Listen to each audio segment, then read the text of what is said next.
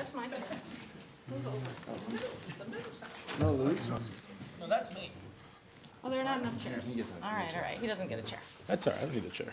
No chair. Move me. We all know who you are. Just give me my drink. All right, it's my pleasure to introduce the last panel of the afternoon, what is the future of majority-minority districts. We have two presenters and two commentators. We're going to lead off with Melissa Michelson. I'm not going to provide any more than what's in the biographies because you all could read for yourself, followed by Luis Fuentes-Rohwer, and then we're also going to have Mr. Bill Gilkeson, and followed by Adam Cox will be the two commentators. The panelists will start off by doing an opening statement of approximately 10 minutes or so, and then we will have the Haitian government cut them off if they don't, if they go beyond the 10 minutes, and since I'm Haitian and you all know what the Haitian government does, that should be threatening. And then the panelists will, the commentators will make their opening comment, and then we'll swing back one time around, and then after that, open it up to the rest of you. Melissa, please.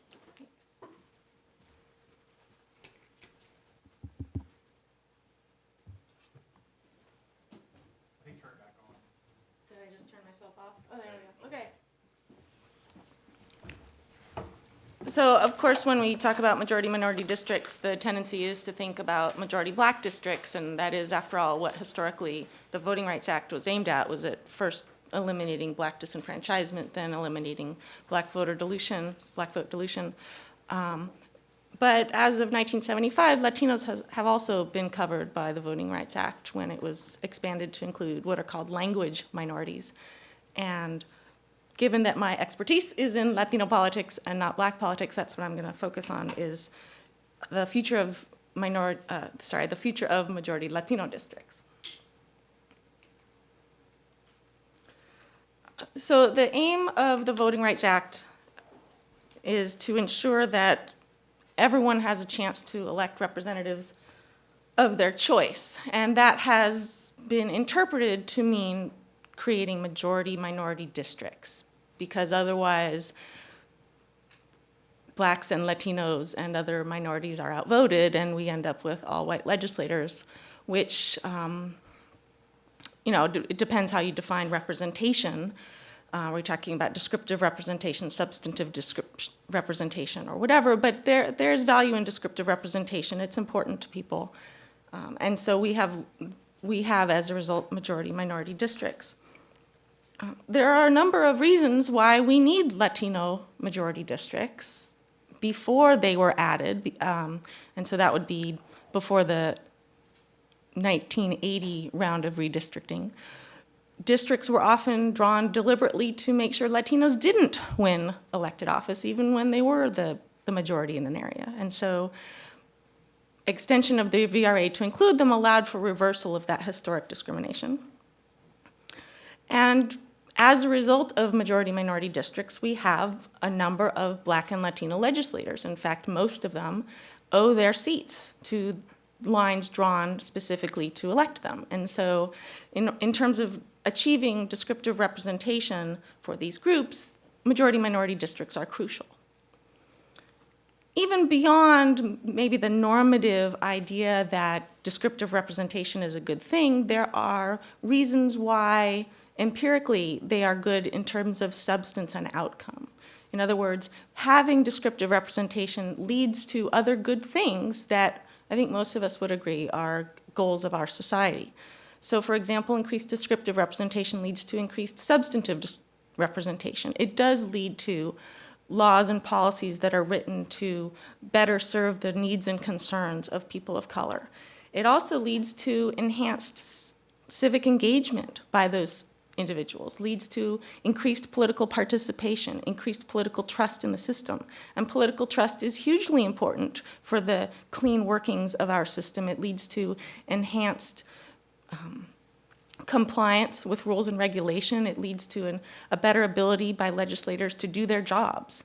So for a variety of reasons, descriptive representation is important, and majority Latino districts give us Latino representatives. One problem, though, with how majority-minority districts are treated in the legislature, in the literature and in the courts, is that there's so much focus on black districts and an oversimplification of what majority-minority districts are. So Latinos and blacks are often lumped together, but they are not the same. And although there is a historically Afro-Latino component to the Latino community, which I don't want to ignore, the truth is they are very different communities with very different identities, with very different political behaviors, and you have to look at them separately. So what's true for black citizens and black majority districts is not necessarily true for Latinos. In the Georgia versus Ashcroft decision of 2003, writing for the majority, Justice Sandra Day O'Connor wrote that minority districts were no longer necessary, that coalition and influence districts were sufficient, and that was supported by the literature. But if you look at the 5 political science studies that she cited in coming to that conclusion, they're all studies of blacks. And that assumes that blacks and Latinos are the same and that the political reality for blacks is the same as would be for Latinos, but that's just not true. There are different levels of racial polarization for blacks and Latinos in this country. There are different levels of political cohesiveness within each community, and there are very different levels of turnout and engagement in the political process. So I'm going to focus on those 3, basically in the aim of answering the questions, do we still need majority Latino districts? Or as O'Connor noted, would coalition and influence districts be sufficient? So first, racial polarization. It is true that racial polarization persists for both groups, but it is not at the same level. There's much more racial polarization against black voters than against black candidates than there is against Latino candidates. That said, there is still pervasive evidence of severe discrimination against Latino candidates, such that most Latino elected officials come from majority Latino areas. And there is persistent evidence of whites and sometimes blacks voting against Latino candidates. So although it's not to the same degree as there is against African American candidates, there's still a serious problem. You can see that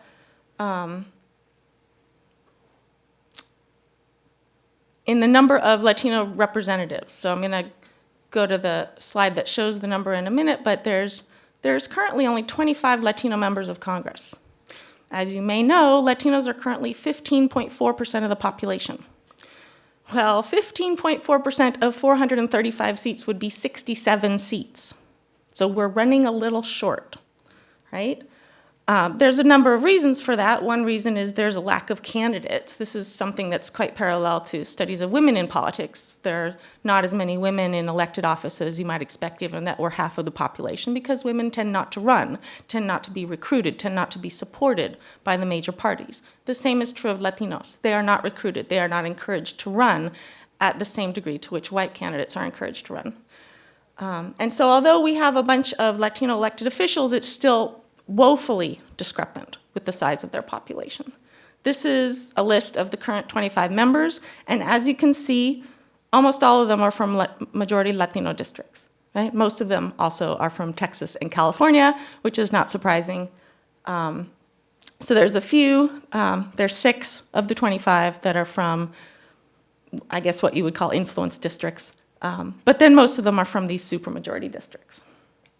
And not surprisingly, this is a map that shows the distribution of Latinos in the United States. Not surprisingly, they are from these areas that are darker green, right? Because that's where you can draw these lines easily. So what that says to me is that there's this persistent racial polarization, and that you need these lines to be drawn to even help, even though we're still 42 seats short. The second question is whether the Latino political community is cohesive. And here I would contrast this specifically to blacks, because they are very politically cohesive, right? they pretty much 80% Democratic, 95% of African-American voters voted for Obama in November. That is not also true for the Latino community. They prefer the Democratic Party overall by a 2.6 to 1 ratio, but Cuban Americans, for example, are 1.5 to 1 Republican. South Florida is dominated by Cuban American Republicans. On the other hand, even if they are not of the same political party, they do support co-ethnic candidates. And the degree to which they'll choose to vote for somebody based on co-partisanship or co-ethnicity is going to depend on the individual's level of ethnic identification and their degree of partisanship. But there are very good examples, which I'm happy to talk about when I am not limited by the Haitian government, where Latinos will cross party lines to vote for a co-ethnic candidate. And finally, there's kind of the problem of the numbers. The Latino population is growing by staggering amounts. They surpassed African Americans in the 2000 census as being the largest minority group in the country, and as of 2008, they're up to 15.4% of the population, and that's a combination of both immigration and birth rate. And they are projected to be a third of the population by 2050. And the charts are always off, so actually I think we'll hit this a long time before 2050. But their number of elected officials, while it has been increasing, it is not keeping pace. So the size of the population is increasing faster than the share of elected officials. It's not keeping pace, and that's due to a number of things. Part of it is really low turnout, right? 65% of blacks and 66% of whites voted in November 2008, but only 50% of Latinos voted.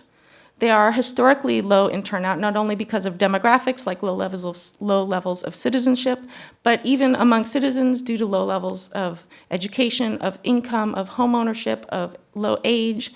They tend not to vote.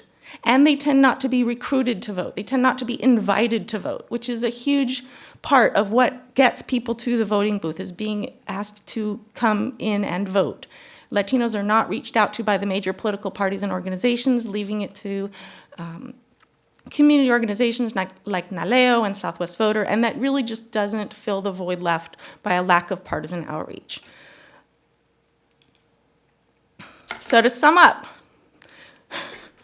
there are a lot of benefits to the continued use of majority-minority districts to create Latino elected representatives. It brings descriptive representation, which is good normatively, but it also brings substantive benefits to the community and to the larger polity in terms of more equitable representation and a more engaged population. But there are severe barriers to Latino representation that mean that we can't go with coalition and influence districts.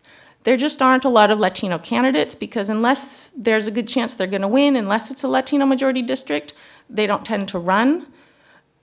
They have a very low participation rate, due in part to their population demographics, but also due to low levels of mobilization and recruitment. And finally, there's this persistent racial animosity, the continued tendencies of non-Latinos to vote against Latino candidates when they have an option, and to vote for the white candidates. And because they are less cohesive politically than blacks, they can't make up for this with their cohesiveness. In other words, all these things are working against them, and they don't even have that, 80% Democratic tendency to help them win elections. And so I think for all these reasons, we're going to continue to need majority Latino districts for the foreseeable future. I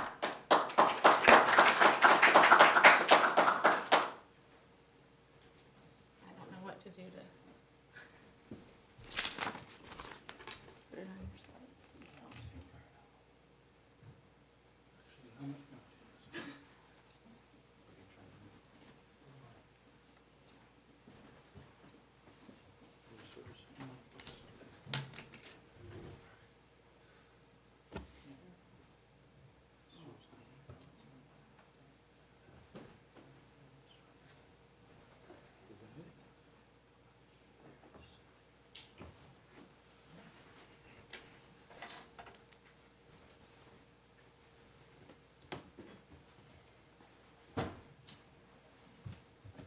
Good afternoon.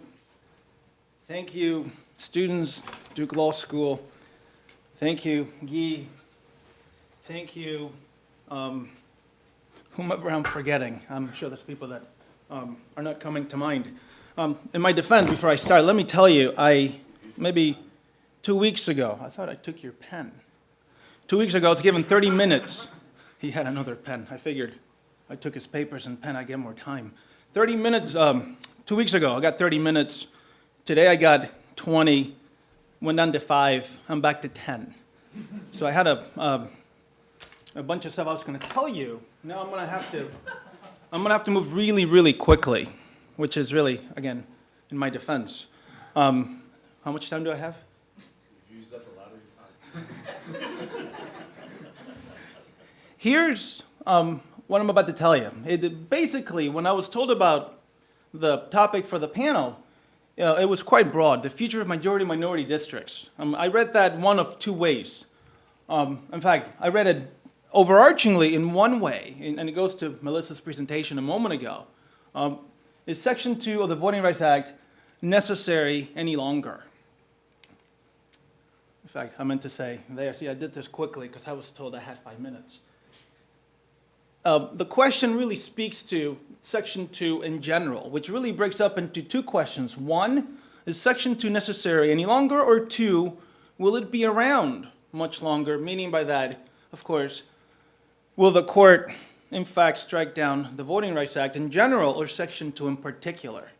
I argue in my 10 minutes today that the court is, in fact, poised to strike down the Voting Rights Act. And I make the argument in 4 ways, or in fact, I have 4 pieces that I've cobbled together, which is the evidence I'm about to present to you. The first piece is, of course, 1965, when Congress codified the 15th Amendment through Section 2.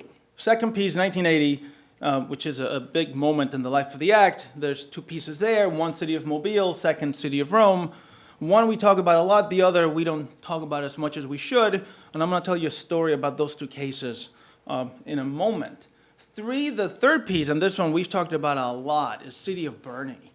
And that piece will be familiar to many of you, but I think as you think about City of Bernie, the one I'm about to tell you, it'll lend some or shed some light into what's happened before and what's about to happen, I think, in the near future. And 4, it's the Daily Double, the Citizens United Namudno decisions.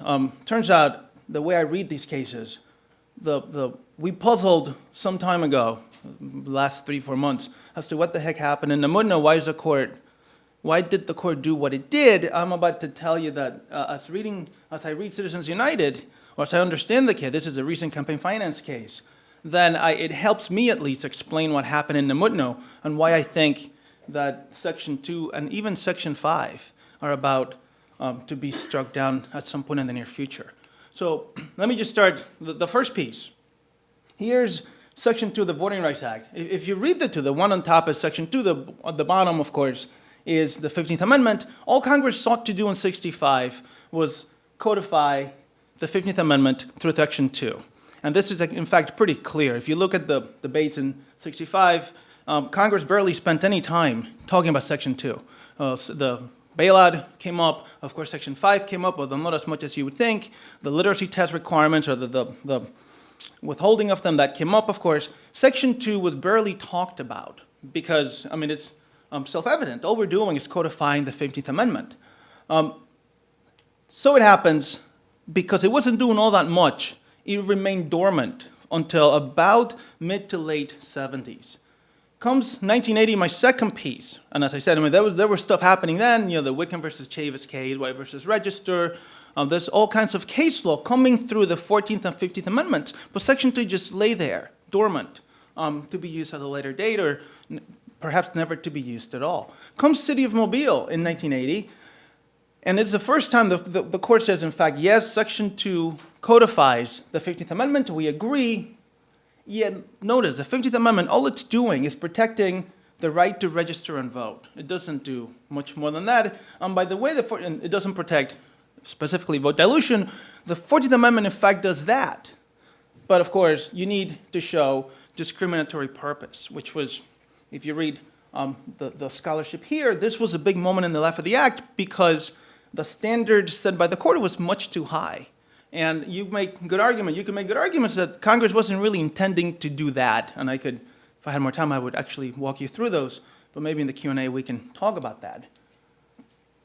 In 82, by the way, which is a big part of the puzzle, Congress amends Section 2 to encompass vote dilution, vote dilutive practices which had a discriminatory effect. Congress, in fact, overturned City of Mobile and said Section 2 means more than what the Supreme Court said.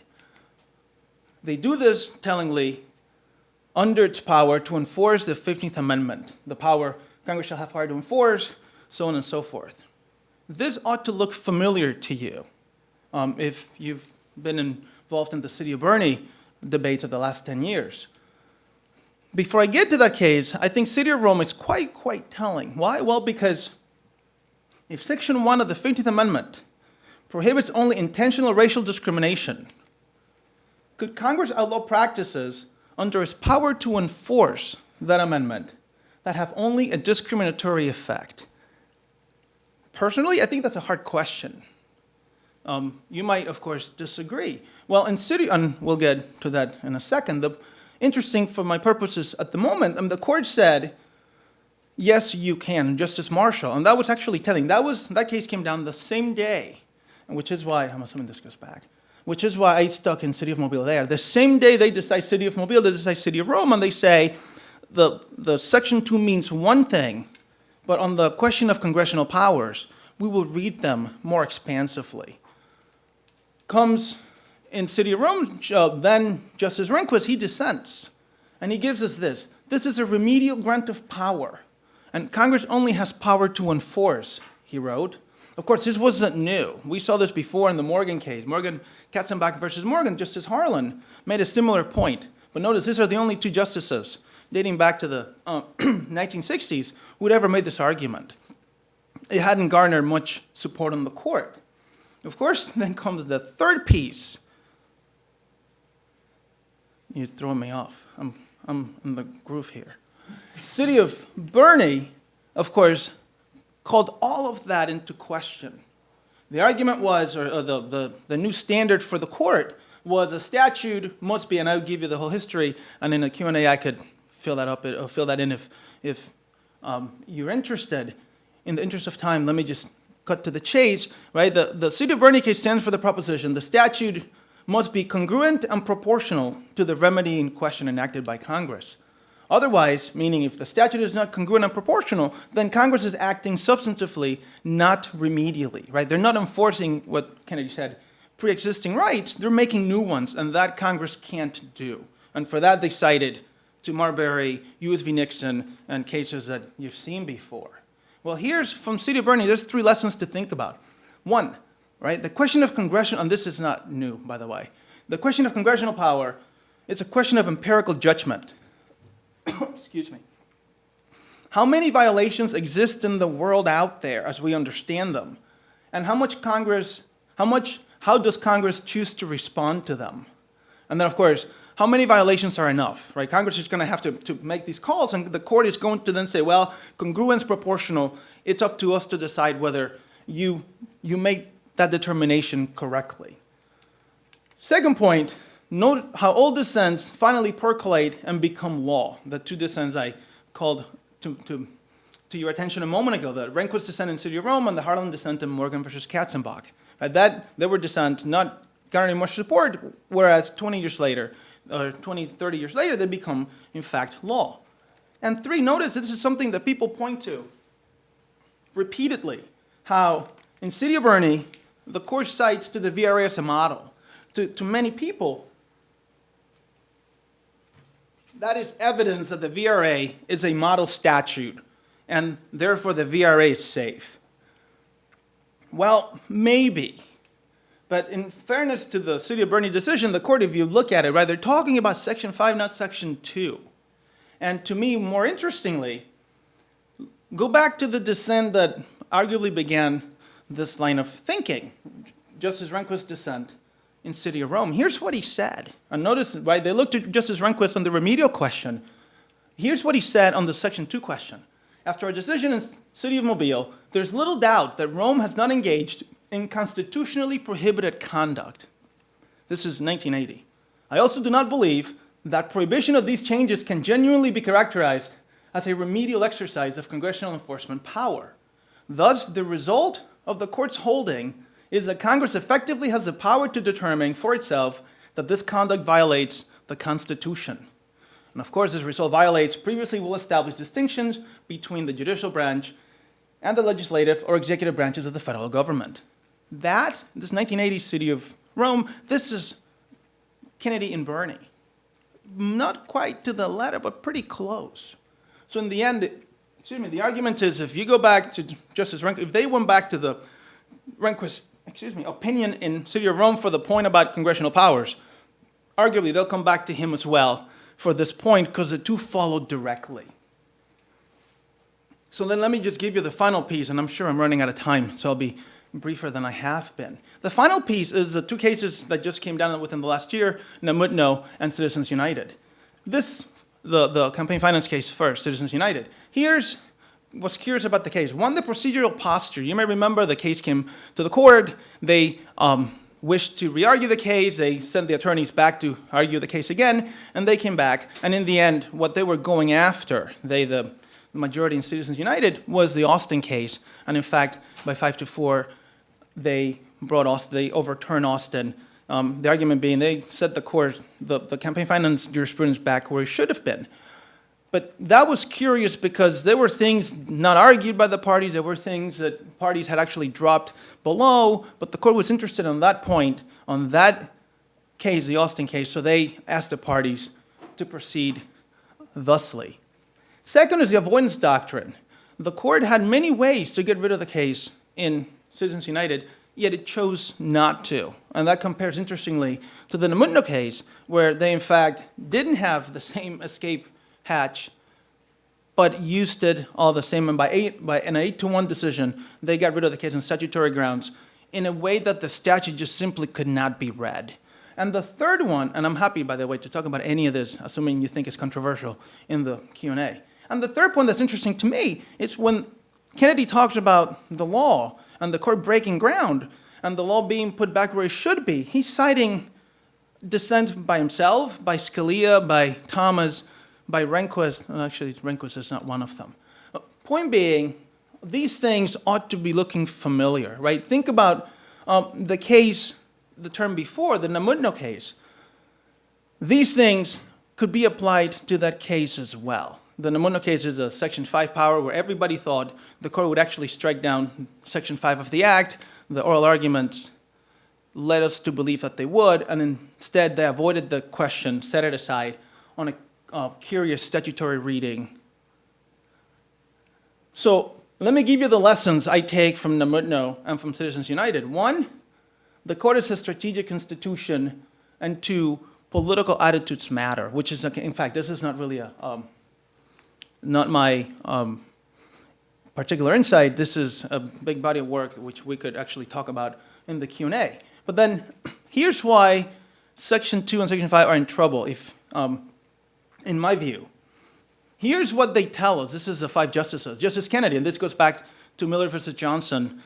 He's got other things he's told us since, and I'm happy to talk about those in the Q&A. Right? These districts hinge on offensive and demeaning assumptions about color voters and leads to noxious racial stereotyping.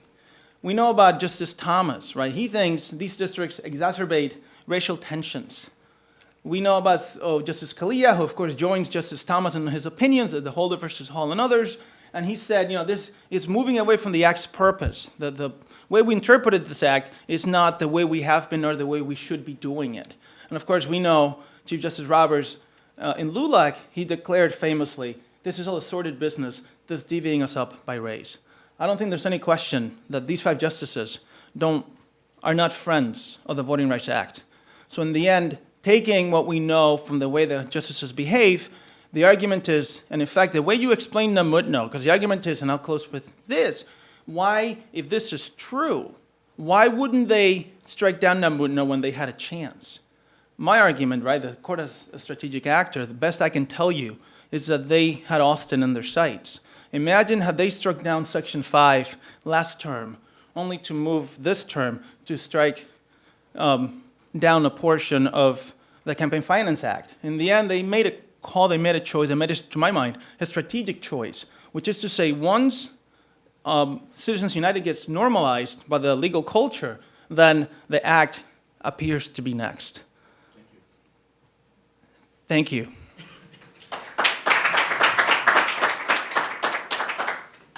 If I may invite the panelists as well as the commentators to join us at the, or come to the podium, to the dais.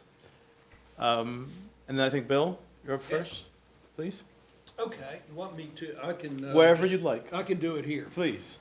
Take Since- about 5 minutes to start, is that fair? Well, maybe a little longer. I figured since the commentators, You'll have a chance to come we're back. limited to 10 minutes, we get to talk as long as we want. You'll have a chance to come back. Okay.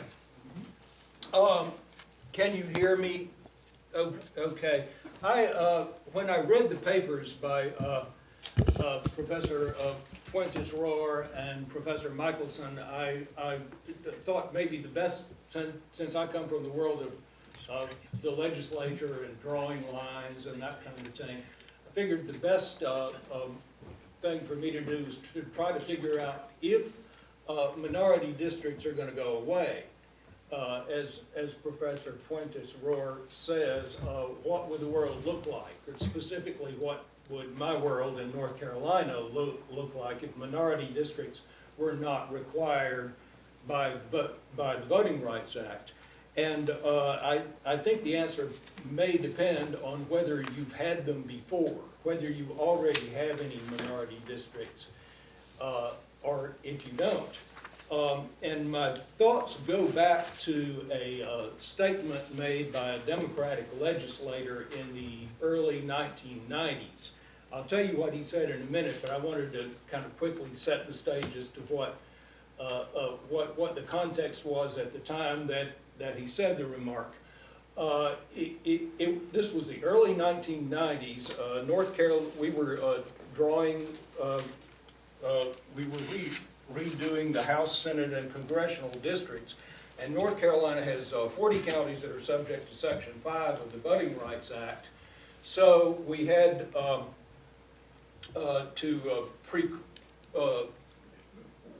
when we did any redistricting, we had to get it pre-cleared by the Justice Department, which was during the administration of the first President Bush.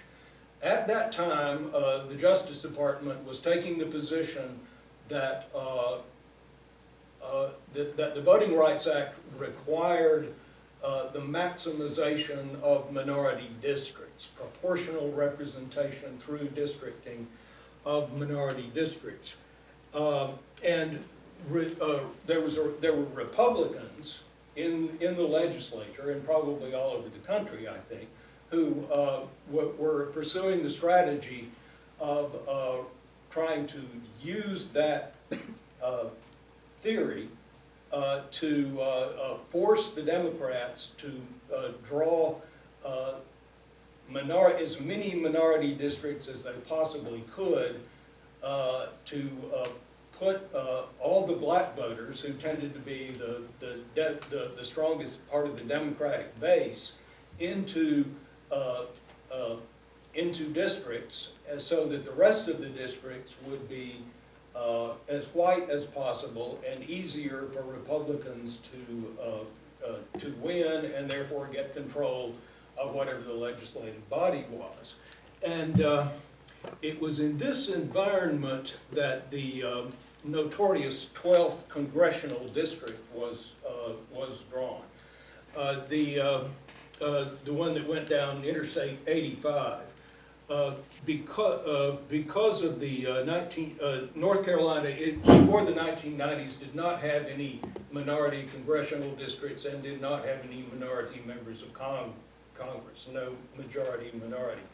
But because of the 1982 amendments to Section 2 of the Voting Rights Act that Professor Fuentes-Rohwer was talking about,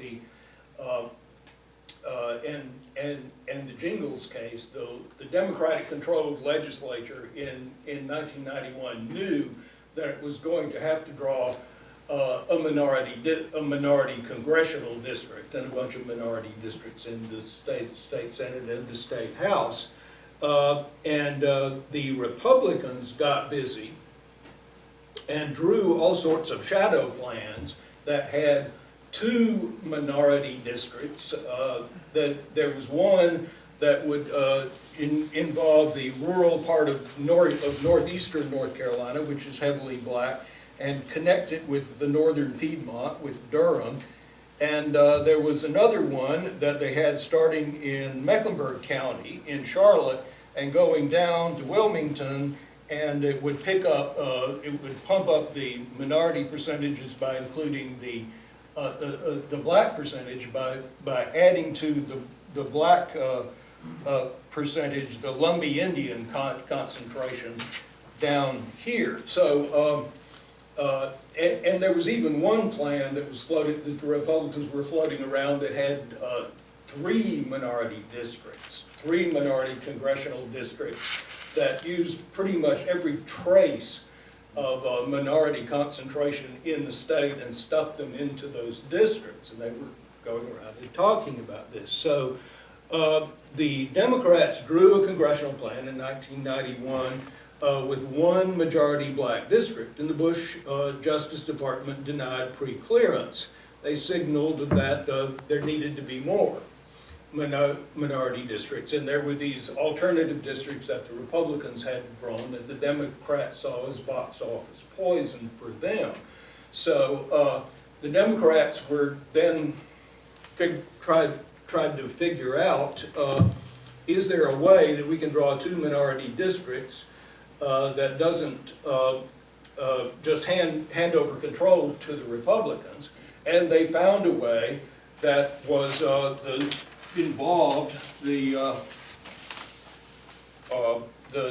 famous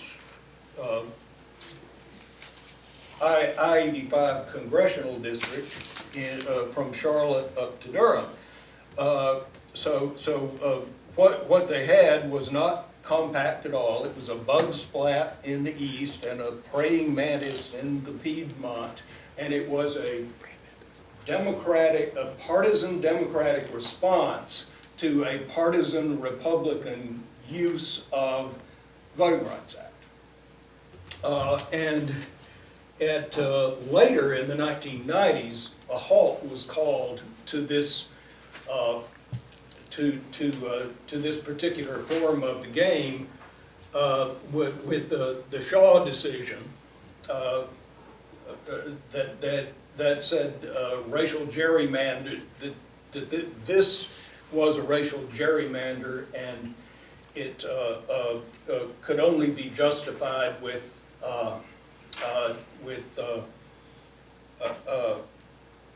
if it was narrowly tailored to serve a compelling state interest.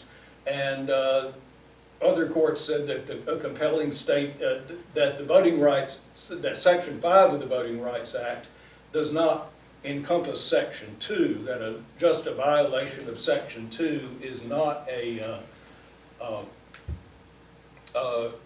necessarily a violation of Section 5.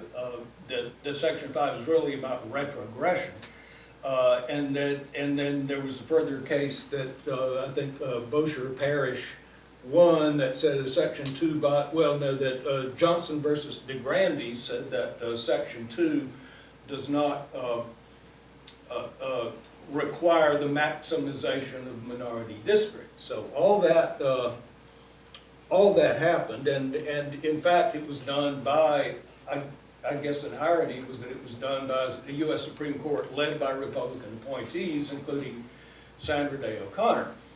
But back to the moment in the early 90s when the pressure was on the Democratic legislature to maximize the black districts, the Democratic legislator made this statement. He said, if we're required to draw these districts, if we're required to draw minority districts like this, they will continue in perpetuity even if the Voting Rights Act is repealed. And the reason is they will be politically impossible to dismantle. What I think he meant by that was that if you have minority districts in place, I'm not sure that it's true, but I think there's something to it, and something to consider if the Voting Rights Act is going to be interpreted not to require minority districts. What happens is if you have minority districts in place, they elect minority incumbents. And the minority incumbents have an interest in maintaining those districts as minority districts because that's what elected them. Minority incumbents would probably be Democrats. If the Democrats are the ones doing the drawing of the next redistricting plan, they will they may want to reduce the minority percentages in these districts so that Democrats can win in other districts, so the black votes can be, the minority votes can be spread around. But in order to do that, they have to persuade the minority legislators that they're not being thrown under the bus. Democrats can't alienate minority voters very much because they depend on minority voters to be elected, to get their candidates elected statewide. And plus, they may depend on minority legislators just to get their plan passed if the difference between the Republicans and the Democrats is fairly narrow in the House. If the Republicans are doing the redrawing, it will be in their interest to keep the minority districts as heavily minority as possible because they don't want any of the minorities in their districts. So that's the way I think he said they would be, the minority districts would be continued in perpetuity even if they weren't legally required, just because that's what would happen. Under that worldview, the only thing, I'm trying to think of things that would threaten the minorityness of the districts. One is, almost done, one is the census. The census will maybe make it more difficult to maintain a minority district. This is a projection of the growth from census projection of the growth from 2000 to 2010 in North Carolina, of the counties of North Carolina, and guess where the counties, the counties in different versions of red are the high growth counties, the counties with different versions of gray are the low growth counties, and the ones that are black are actually projected to lose population. And guess where some of the minority districts have been? They've been in the rural east here and down here where there isn't much growth. So that's going to be hard to do. Then another thing that would threaten the minorityness of the districts is the desire for minority legislators and for Democratic legislators who are minorities and other minority Democratic politicians to keep the Republicans from gaining control. They may give up some of the incumbency protection they need. Then a big thing would be some kind of neutral requirement, such as the whole county provision of the state constitution. There's a provision of the state constitution that says that if you have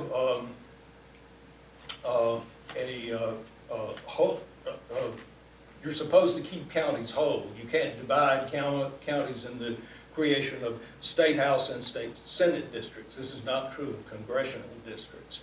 But we went to the U.S. Supreme Court on the issue of whether we could split this county in a state house plan, the Pender County.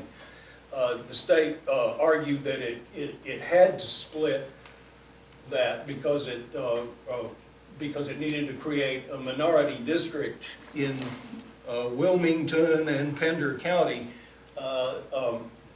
because of the Voting Rights Act. And the U.S. Supreme Court said, no, you don't in this instance because you don't have, the Voting Rights Act doesn't require you to create the district unless it can be more than 50% black, and this one can't be, so the state constitutional provision trumped the Voting Rights Act. If there is no requirement for minority districts in the Voting Rights Act, then the state constitutional whole county provision would trump any kind of creation of minority district that violated it. So that's. Thank you. Adam.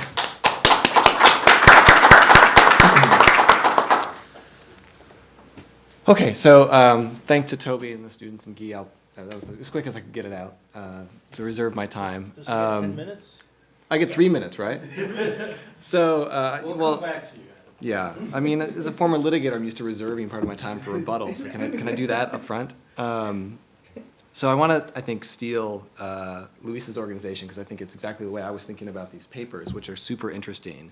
You know, that if we want to talk about the future of majority-minority districts, it does seem like there's these two central questions. The question of what we should be doing, so optimally, like what would we want the future to look like, and do we want to continue to use these sorts of districts, and why? And second, what's our prediction about what the future is going to look like? And so I guess I want to say something about each of those, so something about Melissa's paper and something about Luis's paper. And if there's an organizing theme, which I'm afraid there's not, I guess maybe it will be the way in which how we think about both of these questions, I think, is very related to whether we're most centrally focused on the political dynamics surrounding African American voters or instead the political dynamics surrounding Latino voters. So on the first question, so this question of whether, if the future is a future where much of the Voting Rights Act litigation, say, is focused on Latino voters, whether we want to continue to use majority-minority districts the way we do now. Now, I think what's, you know, really interesting about Melissa's paper is it suggests, I think, sort of three different features about the differences between African American voters and Latino voters, which, to my mind, are in some tension with respect to whether we should be happy or sad about using an act that was initially designed for black voters to now try to promote the representational interests of Latino voters.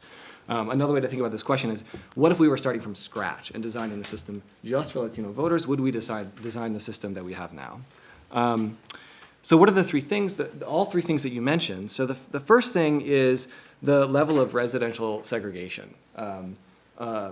Racially, as between whites and African Americans versus whites and Latino voters. The lower levels of residential segregation that you talk about, which I think is actually probably a growing trend, particularly because of the rise of these new immigrant receiving centers in places like North Carolina, right? The high population growth areas, a lot of those are actually immigrant centers. Means it's a lot more difficult, or it's potentially going to become more and more difficult to use majority-minority districts to cobble together sufficient numbers of Latino voters to create a voting bloc that's sufficient to control the outcome of the election. Okay, so that's a disadvantage. And in places, you know, like the historical South at the time that the Voting Rights Act was enacted, you had such ridiculously high levels of residential segregation, it was just really easy to see how pretty much any district you drew that was relatively compact was going to produce a majority of African Americans if they had a high population concentration there. The second feature, I think, is this idea about political cohesion. And there, well, I guess there's two things that make me a little bit worried about the use of these sorts of districts. The first is that the less cohesion we have, the less confidence we might have that this is really something that is in need of a solution, right? This was a problem in, say, Florida in the 1990s, right? So if you have two different Latino groups, like Haitians and Cubans in South Florida who have very different political interests, but you have political actors in courts that aren't particularly nuanced about the way that they use the act to draw majority-minority districts, you actually might end up cobbling together groups of voters for whom we don't want to create sort of a representational bloc because they don't actually represent any natural community of interest.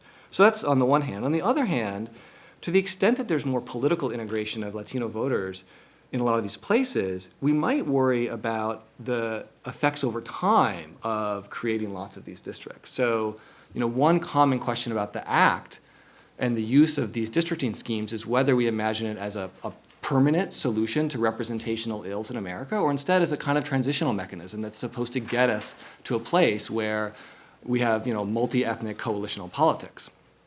And drawing majority-minority districts doesn't have to, but can have the effect of impeding the creation of that kind of coalitional politics because it reduces the need for an ethnic group to reach across ethnic lines in order to build political coalitions. So if we take a group of Latino voters who are somewhat politically integrated, box them off in their own district and tell them they don't have to compete, well, we might actually, both increase the level of political cohesion, but over time prevent the formation of those kinds of coalitions. Okay, what's the third thing? Oh, and this is super interesting. You say low levels of turnout and low citizenship levels. So this is great. This makes me think two things. One is, if we think the real problem is the getting to the polls problem, right, which was obviously a very serious problem when the Voting Rights Act was initially introduced with respect to African American voters. If we think that's the problem, it's not at all clear that we want to use majority-minority districts, I think, to solve it, because we might have other tools that are more effective, and you obviously study these, right? So ways to actually just figure out how you increase turnout among these groups, and whether that, is done through outreach efforts at the, by private organizations or through government efforts to make voter registration easier, access to polls easier, things like that. It's just not clear to me why we would focus on the aggregation stage of elections, right, if the real problem is a kind of first generation, like getting to the polls problem. Sort of relatedly, if the problem is that we have low citizenship levels, well, then I think it's really interesting. I actually think your proposal is kind of interesting because on the one hand, I could imagine a lot of critics saying, well, look, the point of the matter is that those people aren't citizens. They shouldn't be represented, right? We've formally excluded them from the franchise, and so why would you draw districts that are designed to promote the representation of their interests? Now, I think there are plenty of answers to that question, right? And I actually think in lots of ways we make deliberate design decisions to incorporate the interests of people who we formally exclude from the political process, right? So it's not crazy to say that even groups of people who are formally excluded, perhaps we want to use indirect mechanisms to at least partially represent their interests.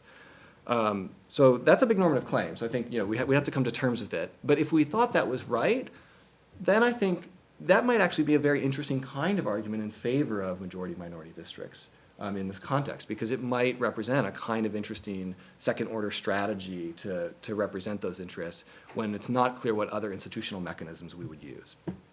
Okay, that's all on the should. So what about what's the future going to look like? So Luis, I'll confess, I'm terrible at Supreme Court predictions. So you start with the question, which is, well, are we going to have Section 2 and Section 5 in the future? Which I think is an important question. I think I'm inclined to believe you're right. I'm sympathetic to the view, but I'm terrible at prediction.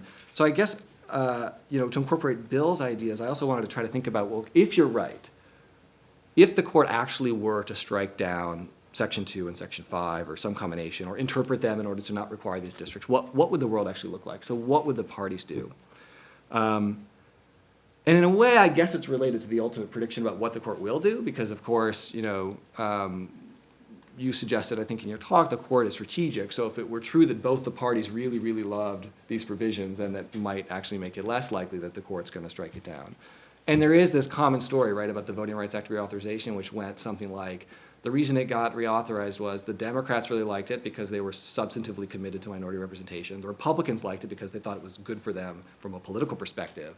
And if that's true, it's possible the same dynamic would end up playing out in the court ultimately. But what about that question? So, I'm talking very fast. Do the parties, or one party but not the other party, actually like majority-minority districts? So if they were not legally constrained, what would their optimal districting strategy look like? I think that's a really, really hard question. I don't want to try to answer it. I guess I just want to make two suggestions. One that pushes against a kind of conventional wisdom about this, and one that emphasizes the importance of Latino voters. On the conventional wisdom is Democrats like drawing majority-minority districts, although they might prefer coalition and influence districts, people think. And Republicans love drawing majority-minority districts where they sort of pack all traditionally African-American voters into a district. Guy, how am I doing? Oh, you're doing, writing down, you're doing great. Great, okay, I need 2 more minutes, are good. So I guess the reason I want to question this is that almost all of the sort of implicit theories that people use to tell this story are based on one of two things. So either they're based on the actual practice in the South in the 1990s, and I think that's a big mistake, right? Because that was not a situation where the parties were unconstrained by the act. They were all acting in the shadow of the Voting Rights Act, which everyone knew was going to require the creation of at least some majority-minority districts. And I want to suggest, I can explain more later why, but I want to suggest that actually a big part of the Republican strategy was a realization that if they had to draw these districts, they wanted them to be packed with black voters, supermajorities. But actually, in the absence of any legal constraint, they would not have preferred to draw majority-minority districts. And the reason, so the second point, I guess, is that the second implicit thing about most of these claims about what the parties really want are based on the idea that we only have two kinds of voters. We just got Republicans and Democrats. And we can identify who's a Democrat and who's a Republican. And you know, that's not a crazy simplification, especially in the world of increasing partisan identification, but it is a simplification. And if we relax that constraint and we imagine that there's a kind of distribution of voters, right? There's hardcore partisan ideologues, there's moderates whose voting behavior we're a little less certain about. It turns out that actually, you know, what you want to do if you're a purely partisan official is you want the hardcore opponents not to be a majority where they're certain to win a district. You want them to actually to be a large minority, but paired with your hardcore partisans. You want the most certain voters paired with the most certain voters. And that's the way to maximize your partisan gain in redistricting. Okay, I can explain more why that is in the Q&A, but the intuition is it's about voter certainty, right? If you're really certain, then you want to put the voters in a large minority, but just not quite large enough to actually capture the seat. Why does this matter with respect to African American versus Latino voters? The last two sentences. Well, it's because if Melissa's right, then the consequences for political parties of grouping Latino voters is going to be different than grouping African American voters, right? Traditionally, African American voters, they are located way out at the tail. And the parties can be pretty confident in their political behavior. But because Latino voters are less cohesive, there's going to be less certainty about their voting behavior, and that might mean two things. One, we should expect that the political parties will treat these voters differently with respect to drawing majority-minority districts if there's no constraints. And two, we should expect that if the constraints disappear entirely, whether we get majority-minority districts is going to depend on who controls the process. So Democrats are still going to draw them because that's actually optimal for them, but Republicans are likely not to if they're purely partisan. Okay. Brilliant, great. So what I'd like to do, yes, definitely. What I'd like to do is give the two presenters a chance to respond. Try not to take too long, and then give the commentators a chance to interact with them. So a little bit more of a free-for-all, please, and then we can bring in some of the audience. But let me just add three very quick points that I think are really fit into this to throw on top of it. So in addition to some of the things that Adam has said, particularly for you, Melissa, I wonder if coalition districts, when you have groups that are relatively politically integrated, might in fact not make more sense than majority-minority districts, right? So Adam talks about a couple tensions. Well, one tension might also be that if the argument is, well, Latinos are more politically integrated than African Americans, well, if that's true, then perhaps coalition districts and influence districts might be a more interesting strategy.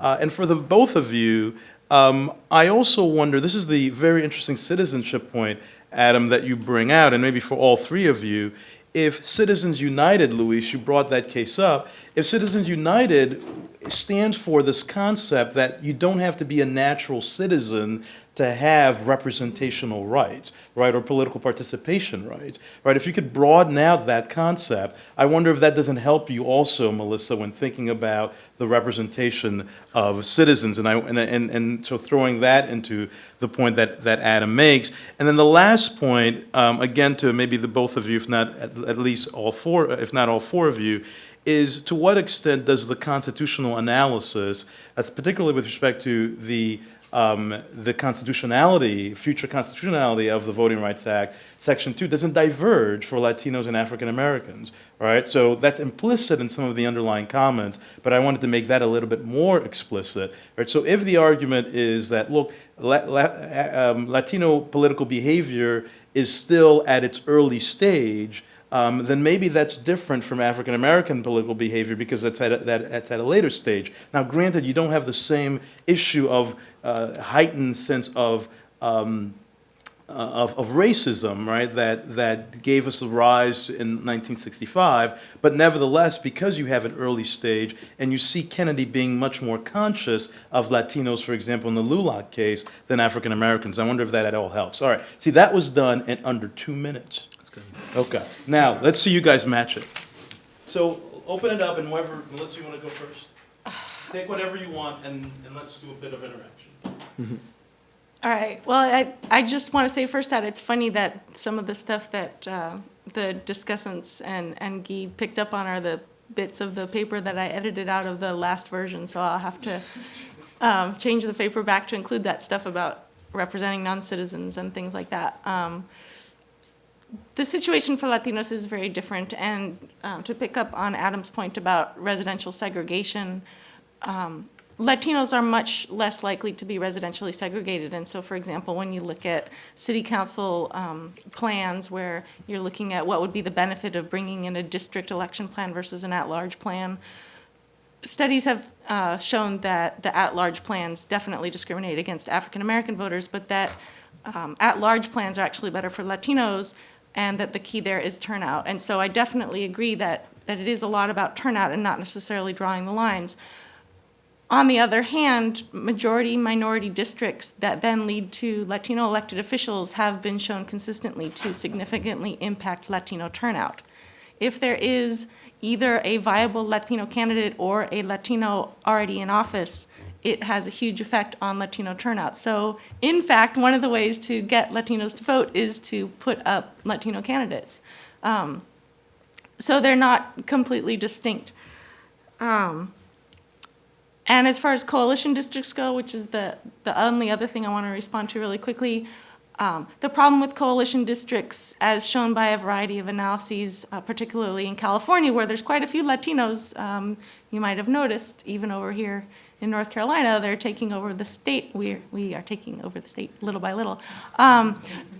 They are still quite often unable to win in a coalition district or in a city where you need a coalition to win the election. It is just not the case that a coalition district leads to Latino elected officials. And so if you're talking about an outcome of Latino elected officials, coalition districts won't do it, and then you don't get all the benefits. If you're just talking about substantive representation and whether elected officials are going to be attentive to the Latino community, obviously integrated coalition districts are helpful because then, regardless of who's the elected official, they're going to have to be attentive to the Latino population, but they're not as attentive as Latinos. You know, they do the best they can, but it's not the same. Could you repeat the first question? The first one was the coalitional one, and then there was the Citizens United. Then And then there was second a question. con law point as to whether the constitutionality of the VRA might be, the analysis might be different. This picks up on a point that I think Adam started with, that I'm following up on, but it might be different for Latinos versus African Americans. I think the answer, The behavior is different. I think that has to be true. I mean, it's you go back to 65, and the reasons for the act in the first place. You looked at the Katzenbach cases and what the court said about why we allow this to happen, why this is constitutional, right? This is low-level review, mostly because of history, mostly because of 95 years of non-enforcement, 95 years of abuse, so on and so forth.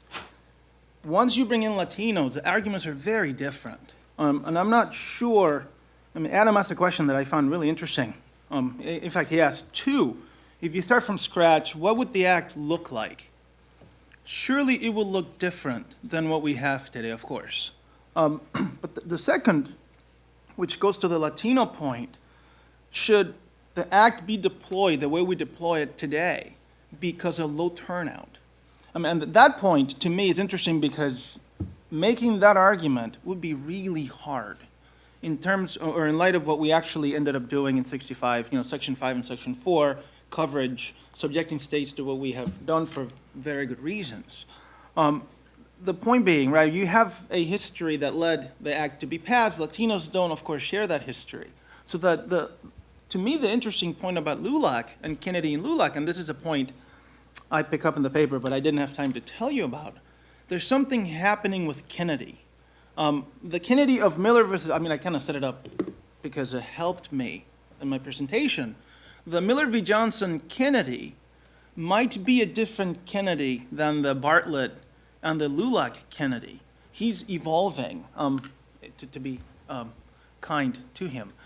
He tells you there's things out there in the world that are not right yet. This is Bartlett and LULAC, right? He's taking this, apparently the side of voters of color in ways that he hadn't done before. So that arguably, to go off against my point, it may be the case that now that he's the fifth justice, the swing justice, he might be the next O'Connor in this issue, being he starts waffling and moving over to the other side. It's very possible. I am convinced Namudno came out the way it did because of him. That's my own personal view. But in terms of then justifying including Latinos, think about Section 2, think about vote dilution, and think about, of course, the 14th and 15th Amendments, which are in the books. Those are still there, right? The reason we passed the Voting Rights Act was for specific historical contextual reasons. Once you add Latinos to the mix, the argument, you read the 75 debates, the arguments were made, and the court didn't really subject the act to any rigor, surely not in the late 60s, and surely not, as I suggested, if I didn't say it, I meant to say it. The court has never subjected Section 2 to any kind of rigorous scrutiny. If it did, and the same arguments are made for both groups, I wonder what would happen. I'm not all that optimistic. That's, of course. Bill, Adam, you have a few words, and then we'll open that. You want to I don't have much to add. I guess I have a question from Melissa and maybe one. So one, just sort of, miscellaneous thought about the constitutionality question that you raised, which I think is really interesting. I haven't thought about it seriously, so I don't have great intuitions, but I guess I feel like there's one thing that would make me a little bit optimistic, and then something that would make me more pessimistic. The thing that would make me more optimistic is I actually do think, maybe more than in a lot of other areas of law, that with respect to the interpretation of Section 2, and of course the court's interpretation of it is bound up with its own sense of the constitutionality of the provision, has been relatively responsive to its perception of changes in political dynamics on the ground. I think that the story of the development, from '82 through the rise of jingles, the changes post DeGrande, and then the LULAC decision, is in part a story about the changing politics on the court, but I do think in part a story of the court actually revising its doctrine in the face of a changing sensibility of politics on the ground.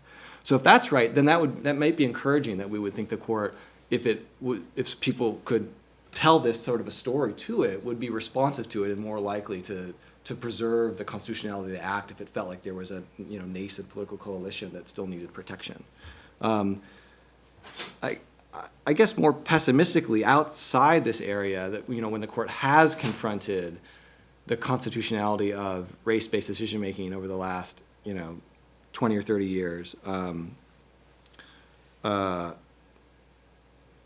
don't feel like it's been as responsive. And sort of, if we think about the developments through Gutter and Gratz and through the Seattle case, on the one hand, Kennedy's opinion in the Seattle schools case seems consistent with the upholding of at least somewhat oblique modes of ensuring there are majority coalition districts, districts with that minority voters can control. But on the other hand, it's a pretty steady march, right, away from the earlier era when there was a lot more permissiveness with respect to race-based decision making. So, the question from Melissa: do you have any sense? Is there a theory? So you said that the ability of Latino voters to control these districts in which they're not quite a majority seems to be much less than, say, for African American voters. Do you have a sense of whether that's driven principally just by this turnout citizenship issue? So like what appears to be a, say, 45% coalition district is in reality really only like a 30% district? Or is it driven by some other dynamic in the primary or the general election that's different in some way than it would be if you've got a district that's mostly African American and white voters? Do you know if anyone has a sense of that? I don't think anybody's looked at it all together, but there's a couple bits of information out there about that. So, for example, some research has shown that you need fewer Latinos in a district to have influence than you need African Americans because there's less racial polarization. Mm-hmm. On the other hand, whites are more likely to form coalitions with Latinos than they are to form coalitions with blacks. So it depends. How about that? So, I mean, if you're just looking at giving blacks a voice in a district, then they have to be a larger percentage. If you're talking about giving Latinos the chance to have an influence on the outcome through a coalition, then they don't have to have as many. I guess the only thought I have about all this is back to North Carolina again.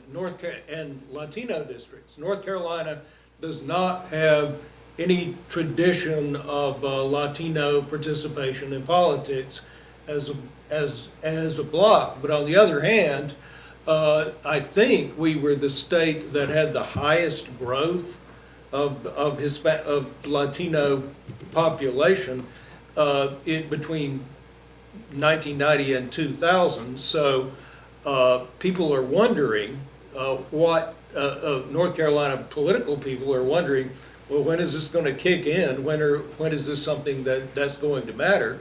Are there concentrations? There sort of are in Charlotte and maybe in some rural places in the southeast, but nothing anywhere near what you would need to have a minority district. Right, and nothing near the turnout you would need. Coalitional politics is all there is, you know.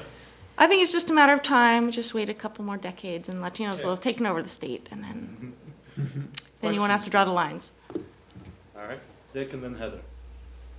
Okay, I want to come back to the citizen voting age population versus total population question, and I'll address this to Melissa, but I'm sure others might want to comment on it. This is a question of whether the appropriate basis for drawing districts and to satisfy what is now one person and one vote will be the total population, which we've been used to for a long time, or whether we need to take it down to voting age population, and specifically in the Hispanic context, citizen voting age population. I think this is one of the potentially the greatest threat to majority Latino districts in the immediate future. All right, this is not simply an academic question. I've been involved in several Section 2 cases now involving at-large elections where the illustrative prong 1 remedy is attacked very, very seriously by defendants for creating a serious form of malapportionment. All right, that these are, you know, you hear the expressions rotten boroughs. It's, you know, a little exaggerated, but the number of CVAP in majority Latino districts drops dramatically in many settings, and therefore it's bad. And we've got some courts. I mean, apparently there's a statement in a dissent by Thomas opening this question up. There's a Fifth Circuit decision in Chen where they kind of, you know, there were some comments about, well, it's really a question left up to the jurisdictions and not the court. But it can have serious consequences, and we now have just recently a case filed in Irving, Texas, where the remedy for a victorious at-large election challenge is now being challenged by, as I understand it, the same people that brought us the Mudno, at least in terms of backing it.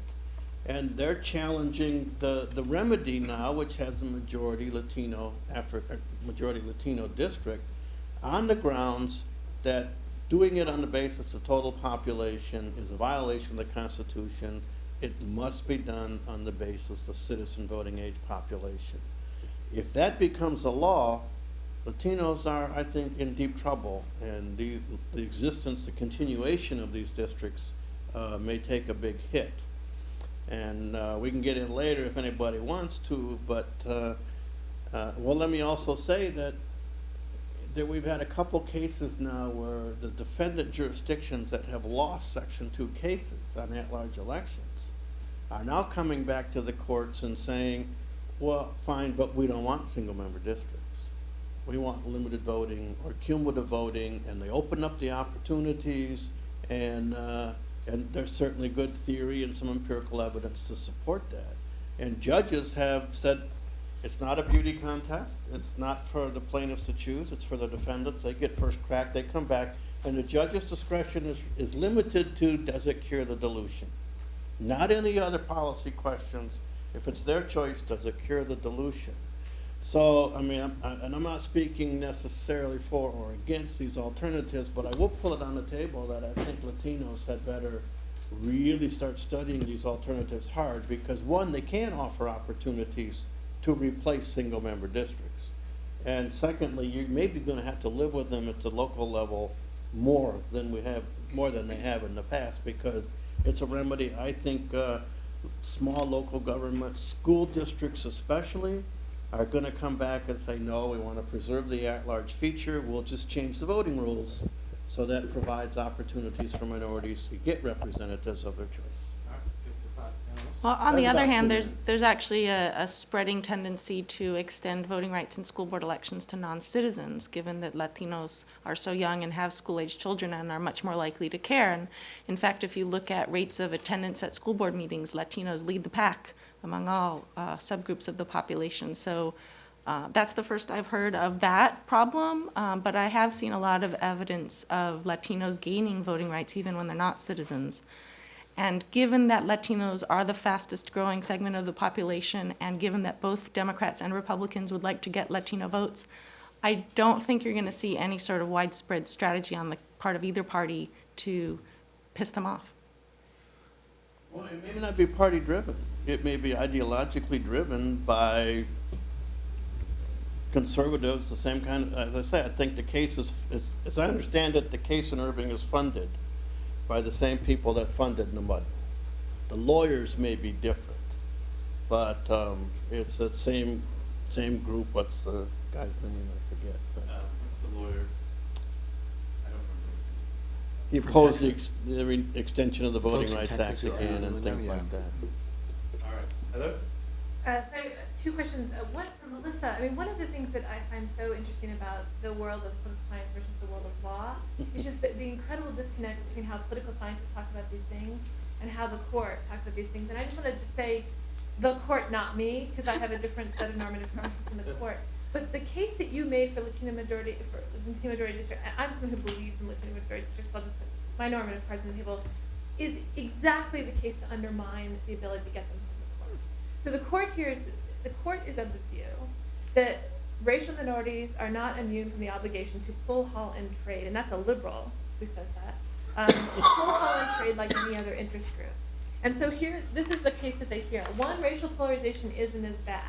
So then they say, well, look, you need less help than blacks do, because you've got whites who, you can build coalitions with whites more easily, pull, haul, and trade. Two, political cohesiveness. Latinos aren't united. Then the court says, well, you'll look like women. We don't give women districts because they are divided. We only worry about groups that really genuinely have a serious interest together. So go pull, haul, and trade, right? And then the third one about low turnout. The court is of the view, and again, like I just want to separate, the court is of the view that unless that low turnout is caused by citizenship, right? They get that.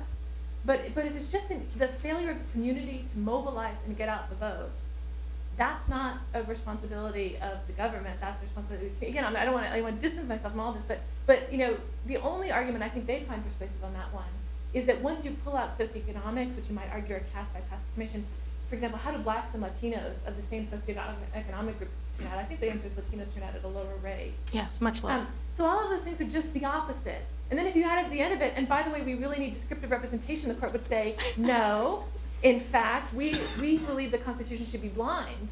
as to we should let people choose for themselves and not assume that the Latino community, despite, so I'll just note this incredible disconnect between the kind of normatively inflected view of the court and the more descriptively, which I think is a descriptive and normative argument. But your paper is basically the paper would be cited by the defense.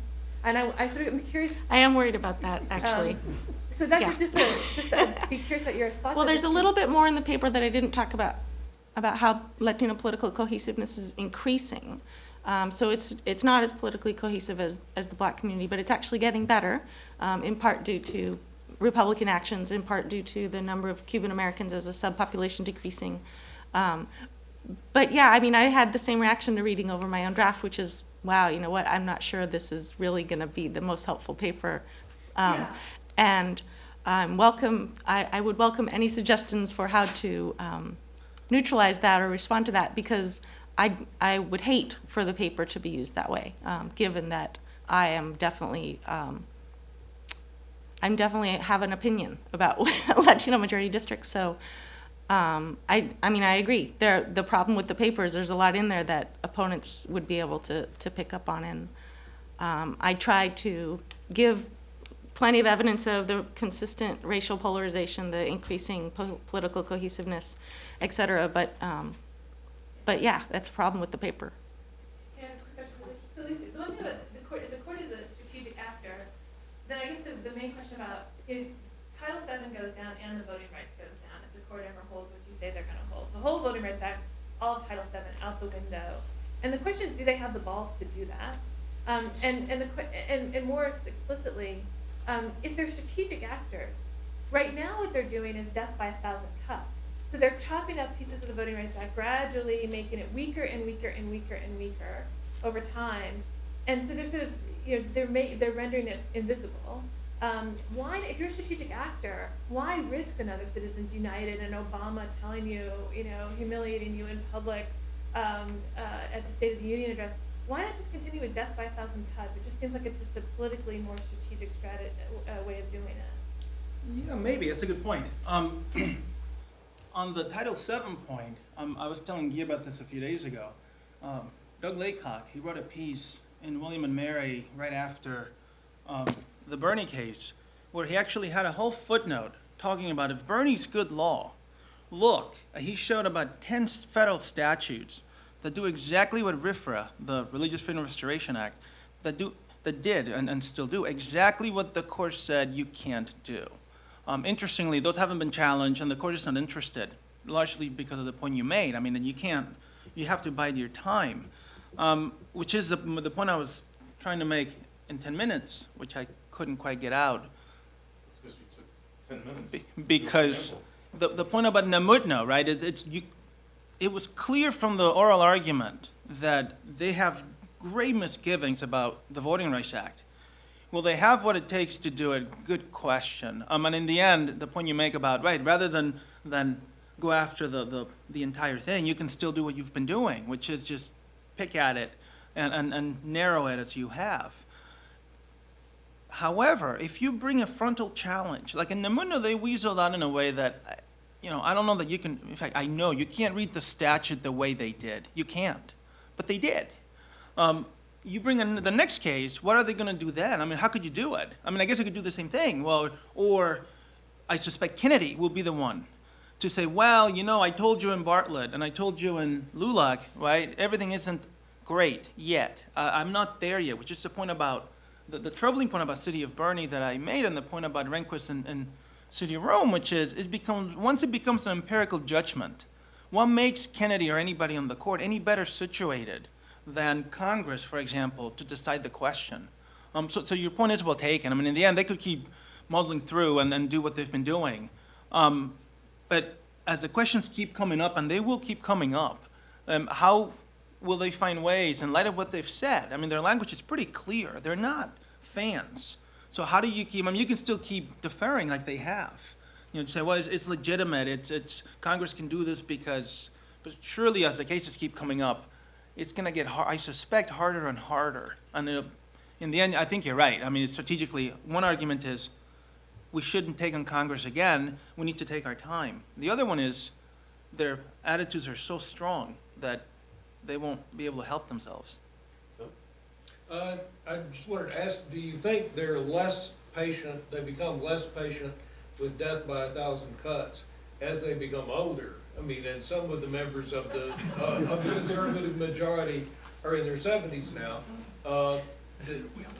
And when a president of another party is in the White House and And to add to that, remember how Scalia has teased Roberts historically, right? Basically saying you need to have the conviction of the strength of your conviction, because here you are engaging in death by 1,000 cuts and engaging in sort of this supposedly avoidance doctrine when you are really undermining the precedent. So there may be other pressures that that internally pushes the court in that particular direction, not least of which is the way in which, Scalia in particular has taken it to Roberts a few times, and it doesn't surprise you then that you see a case like Citizens United.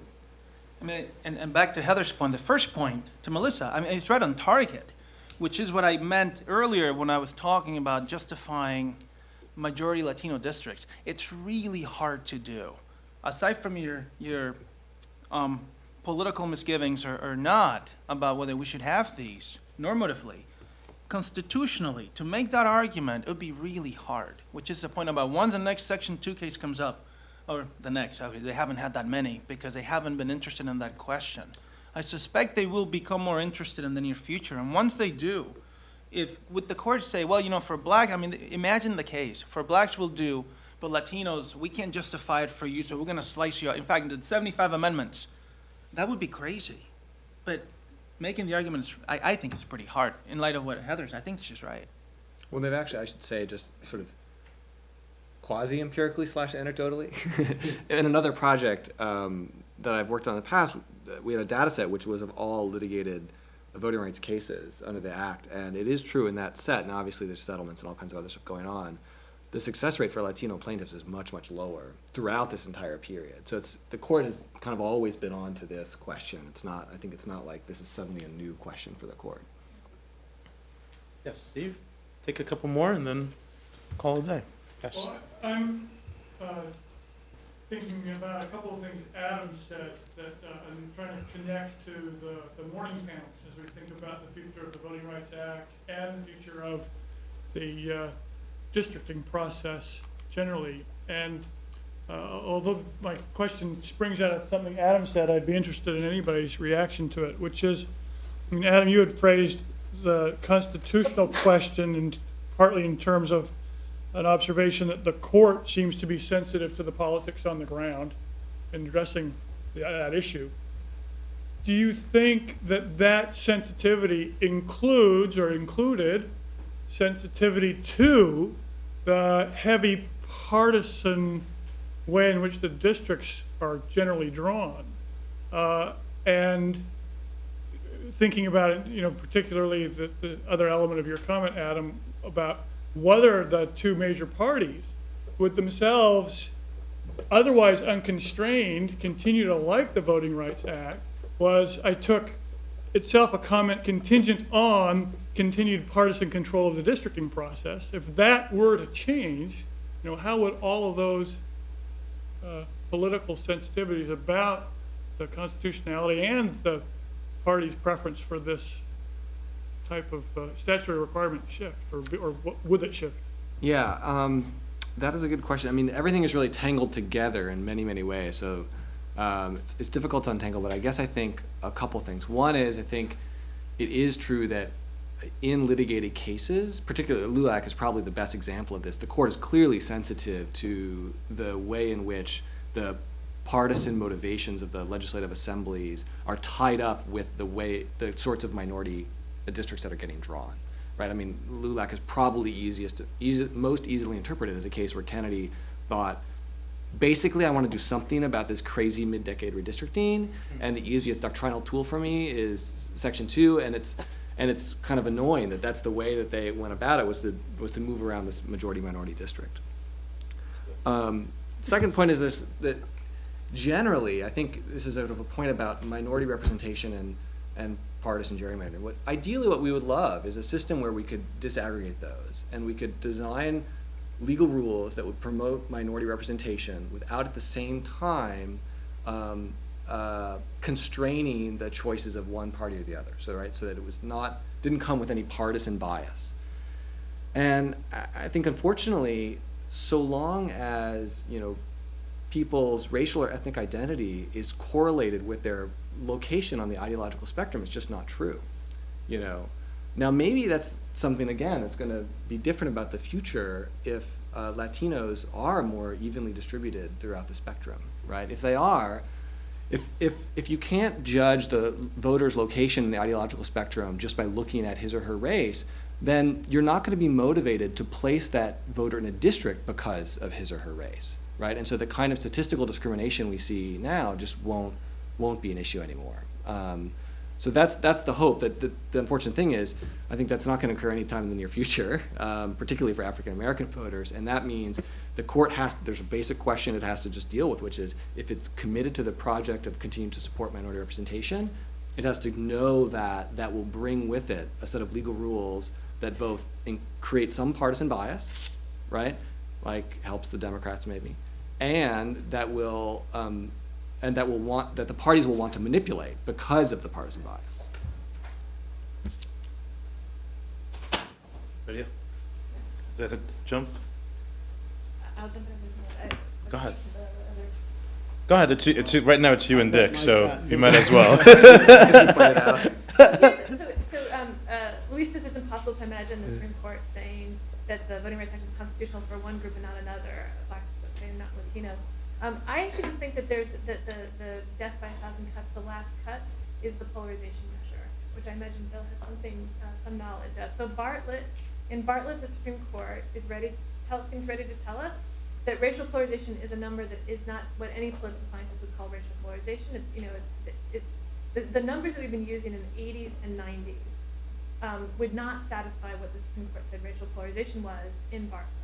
And so in one swell swoop, right, one moment they eviscerate the Voting Rights Act and any justification you have for drawing majority-minority districts by just setting the racial polarization rate.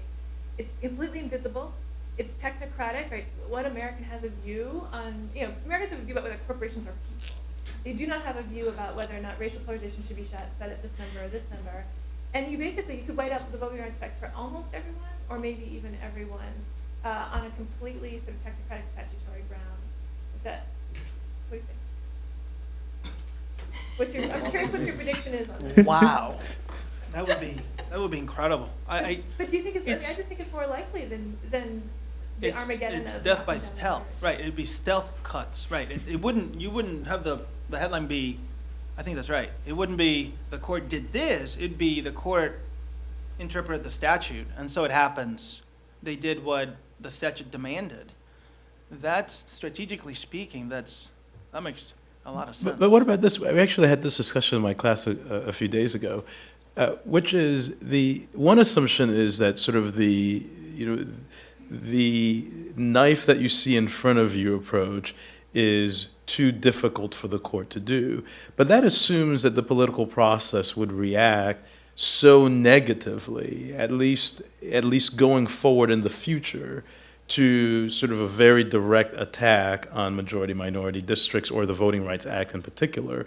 But I'm not sure about that, right? Because there is this dichotomy of color blindness that does play fairly strongly. Yeah, you may not want to see Obama standing in front of the State of the Union address, but quite frankly, even the president himself on this particular issue, right, is constrained by the political process, as you've seen in the debates going in the papers in the last few days or the last few weeks, as to what extent is he doing a good job representing the African American community, and is that what he really wants to do? And you also see it on the immigration issue with respect to Latinos, right, staying away from it with a 10-foot pole, at least as long as he can get away with it. So I wonder to what extent, if the court will read political opinion, when it reads political opinion, will simply say, well, you know what? Right now, an ascendance is this very strong conception of colorblindness, and we don't have to worry as much about the backlash because most people, including, if you're looking at the polls, including increasingly more people of color, right, are starting to buy into that view. So this idea that this could be politically perilous may not quite be so, especially going forward. Well, speaking as a political scientist, I don't know what the Constitution would say, but I think it all depends on framing. So, for example, if you parallel this to the gay marriage debate, a lot more people are supportive of marriage rights for gays and lesbians than are supportive of marriage rights for homosexuals, because apparently like 20% of the public doesn't know that gays and lesbians are homosexuals. And I think the same is true about support for this idea of being colorblind. I think if you frame it as, wouldn't it be great if we just had things be colorblind and we just decided things based on character, not color, then people would be like, yeah, great. But if you frame it as, should we get rid of protections against racism, and should we just throw out protections for minority rights, people would maybe be a little bit more hesitant. So yes, colorblind policies are extremely popular, but I think when people are told a little bit more about what that means and the consequences, then the support isn't there. Dick, last one? Okay, I want to first make a little aside on Heather's comments and then raise another issue. But the numbers in Bartlett were mine. I did the racially polarized voting analysis for it. And I've been doing this for years, and like 30-some. And I've always thought, my gosh, we political scientists come into the court, we document the evidence. Blacks vote for blacks, Latinos vote for Latinos, whites vote for whites when they have their within-group choice. And I've always wondered, why do these jurisdictions spend so much money defending against racially polarized voting? We get into all statistical arguments and that sort of thing. School districts will spend a fortune on experts to go in and say, that's not racially polarized voting. And we generally win those issues unless we get a real result-oriented judge. The Bartlett versus Strickland case was the first time they ever stipulated in one of my cases. I was like, oh my gosh, 30 years, this is the first stipulation that the defendant said, yeah, not the defendants, well, the plaintiffs, or no, the local jurisdiction. Yeah, they said, it is polarized, we stipulate to it. They're in hearings before the Supreme Court, and one of the justices asked, why in the world did you stipulate? And the lawyer representing the county said, because it is polarized. Then the opinion comes out, and I think it's Kennedy, right? Yeah. Saying, and for some reason, the jurisdiction stipulated racially polarized voting. Like, huh? It was. That's the aside. All right. Just to get into another issue, I know this is about the future majority-minority districts, but influence districts have been mentioned in this afternoon quite a bit. And I have a little concern about the future of influence districts. I can go on about this, but I just want to say I did some work for DOJ on remand in Georgia versus Ashcroft. And what that work involved was looking at what happened to the so-called influence districts that Georgia had identified, taking O'Connor's definition of 25% VAP up to 50. And Georgia just said, they never identified any in the first part of the case, but on remand they said, well, O'Connor says 25%, here they are. Now, the 2002 elections were held under an interim plan, but very, very much like the plan at issue. And they identified the influence districts, and I then did an analysis of what happened in the contested elections and the others. And I just want everybody to know, and we can talk about it more, but I want to put this on the agenda. After the 2002 election in Georgia, 41% of the so-called influence districts were represented by Republicans in the Georgia Senate. This is a concept that can come back and bite us in the butt. I really am concerned about that. And we've got to get off this notion that you can just pick out some percentage figure and say, well, my gosh, they have to have influence. How could any politician? We totally ignore the other voters in the district, which has an awful lot to do with whether an influence district is going to, what's the expression? I forget now, but anyway. That's another thing we have to worry about. Before we go on and talk about influence districts and just picking them out, because they're a big plus, even though Section 5 doesn't concern them directly now. It's still a big plus to say, in addition to my majority-minority district, I got all these influence districts in my plan. And those things, we've got to get a better handle on that concept. The court has been awful with it. All right. Even in Lula, where, I mean, the district court said that this Latino district, they reduced it from majority, that was done to save Bonilla, the Latino Republican in the district. So they dismantled the majority portion, went out to the hill country, brought white Republicans into it, and Judge Higginbotham and one other person on the panel agreeing with him said, this is an influence district. The district was created for the purpose of denying Latino voters the candidate of their choice. So let me ask the But panel. the court says this is an influence district. Fortunately, Supreme Court didn't bite that at all. Let me ask the panel, last comment on that or your last parting shots? Melissa, since we start with you, should we also begin the end with you? Well, I would just in response to Dick, just go back to the conclusion in my paper, which is that influence districts are not going to cut it for Latinos. It's not the same as for blacks, and they don't get Latino elected officials. Yeah, stop jurisdictions from saying 25%, 30%, and make it a big plus on this. Luis? Probably implicit in my paper was the fact that, and Heather spoke to this, the court does a lot of the heavy lifting here. And implicit is a criticism. And funny, because I was thinking about this earlier.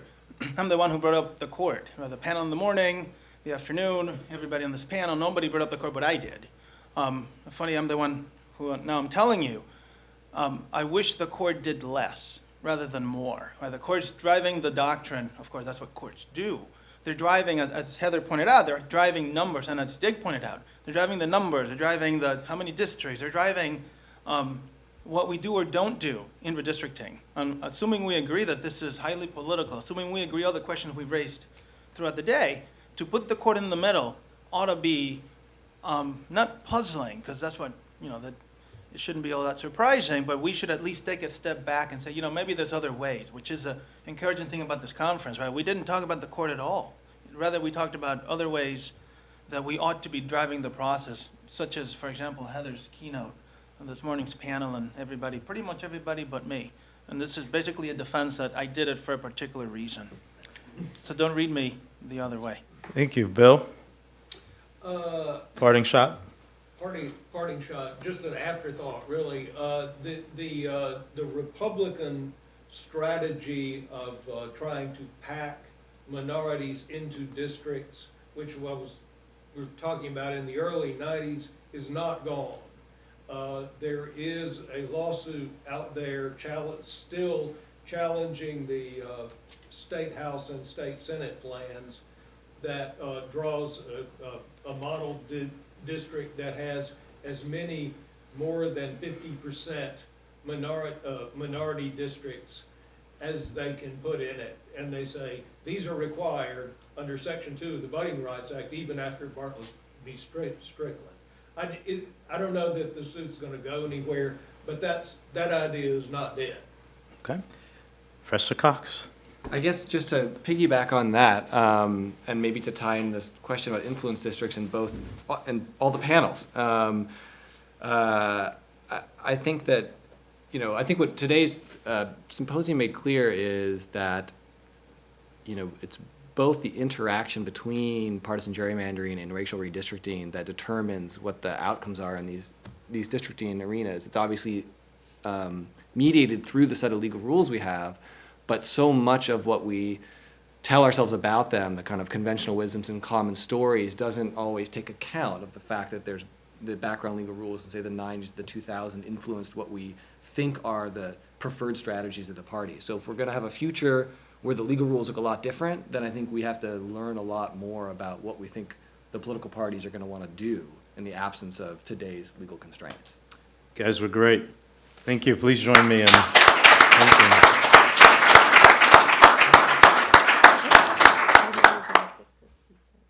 us home. We're done.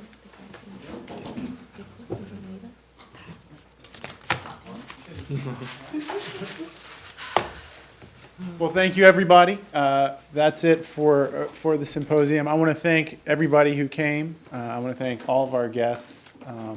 It's been a great honor to be here with all of you and to learn from all of you. I also would like to thank Duke University and Duke Law School for putting this together. The program in public law here at Duke University, which provided much of the funding to get many of our guests here. The American Constitution Society, and the Keenan Center on Ethics, which also provided some funding. So thank you all very much, and have a great weekend and safe travels. Thank you, Toby. Thank you.